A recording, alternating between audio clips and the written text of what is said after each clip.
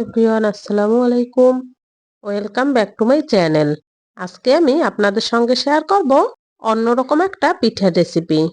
পিঠাটা দেখতে যেমন লোভনীয়, খেতেও হয় দারুণ মজার। কথা না বাড়িয়ে চলে যাচ্ছি মূল রেসিপিতে। চুলায় একটা প্যান বসিয়ে দিয়ে দিচ্ছি হাফ কাপ পানি আর স্বাদমতো লবণ। এখন এর মধ্যে দিয়ে দেবো 1.5 কাপ চালের গুঁড়ি। এটা ঘরে বানানো ভিজা চালের গুঁড়ি, আপনারা চাইলে শুকনো চালের গুঁড়োটাও ব্যবহার করতে পারেন। ভালোভাবে নাড়িয়ে চাড়িয়ে একটা ডো বানিয়ে নিচ্ছি। ডোটা বানানো হয়ে গেছে, চুলা থেকে নামিয়ে নেব। চুলায় আবারও একটা প্যান বসিয়ে দিয়ে দিচ্ছি হাফ কাপ নারকেল কুড়া আর দিয়ে দেব হাফ কাপ পাটালি গুড়। স্বাদ মতো লবণ দিয়ে ভালোভাবে নাড়িয়ে চাড়িয়ে মিশিয়ে নেব। এখানে আমি কোনো রকম পানি ব্যবহার করছি না। নাড়তে নাড়তে এভাবে একটা পুর বানিয়ে চুলা থেকে নামিয়ে নেব। অফ ক্যামেরায় চালের গুঁড়ির এই ডোটা আমি ভালোভাবে মথে নিয়েছি। আবারও ভালোভাবে মথে নেব। এবার এখান থেকে ছোট ছোট লেচি কেটে রুটি বানিয়ে নিচ্ছি। এভাবে আমি সবগুলো রুটি বানিয়ে নিয়েছি।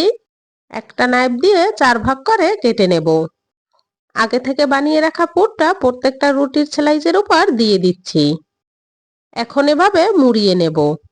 এই কাজটা কিন্তু একটু ধৈর্য ধরে করতে হবে, না হলে পরবর্তীতে রান্না করার সময় খুলে যেতে পারে।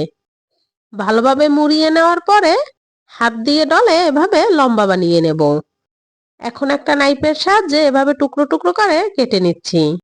দেখতেই পাচ্ছেন আমি আড়াআড়ি ভাবে নাইফটা ধরে কেটে নিয়েছি। সবগুলো পিঠা কেটে নিয়েছি। এবার চলে যাব চুলায় রান্না করতে। চুলায় একটা প্যান বসিয়ে দিয়ে দিচ্ছি 2.5 মগ দুধ। এখন এর মধ্যে দিয়ে দেব হাফ কাপ চিনি।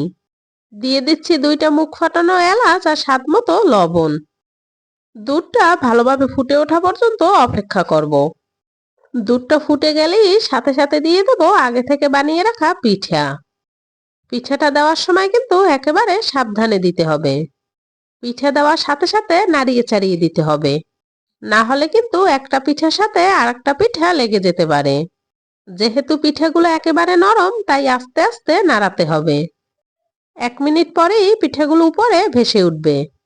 এবার অনবরত নেড়ে চেড়ে রান্না করে নেব প্রায় 10 মিনিটের মতো। পিঠেগুলো রান্না করা হয়ে গেছে।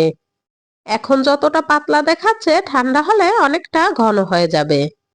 তাই আমি এভাবেই চুলা থেকে নামিয়ে নিচ্ছি। চুলা থেকে নামিয়ে একটা বাটিতে নিয়ে নেব। আমার লাইফে খাওয়া সবথেকে সেরা স্বাদের পিঠা হলো এটা। আপনারা কিন্তু বাড়িতে অবশ্যই ট্রাই করবেন। রেসিপি যদি ভালো লেগে থাকে চ্যানেল সাবস্ক্রাইব করে পাশে থাকবেন।